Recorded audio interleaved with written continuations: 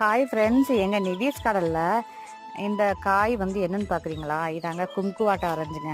நான் இது ஏற்கனவே ஒரு வீடியோவில் நான் உங்களுக்கு சொல்லியிருப்பேன். இந்த கும்குவாட்டை ஆரஞ்சு வந்து தோலோடு சாப்பிடக்கூடிய பழம்னு சொல்லியிருப்பேங்க. அதாவது இந்த பழுத்துருச்சு பார்த்தீங்களா, அந்த வருங்க இந்த காயை பறித்து வந்து நம்ம அப்படியே சாப்பிட்லாங்க. இதோடைய புளிப்பு இனிப்பும் சுவையும் வந்து சூப்பராக இருக்குங்க. இந்த பாருங்கள், இப்போ தான் நீ கொஞ்சம் இருக்குங்க, பழுத்து போயிருக்குங்க. கும்குவாட்டை ஆரஞ்சு சூப்பராக இருக்குங்க. இது சாப்பிட்டோம்னா இதோட சுவை வந்து சூப்பராக இருக்கும். எனக்குலாம் ரொம்ப பிடிச்சிருக்குங்க அந்த கும்குவாட்டை ஆரஞ்சு. இங்கே பாருங்க, பழுத்துருச்சு, நாளைக்கு எடுக்கலாங்க. அங்கே பாருங்க, கும்குவாட்டை ஆரஞ்சு தோலோட சாப்பிட்டோம்னா சூப்பராக இருக்குங்க.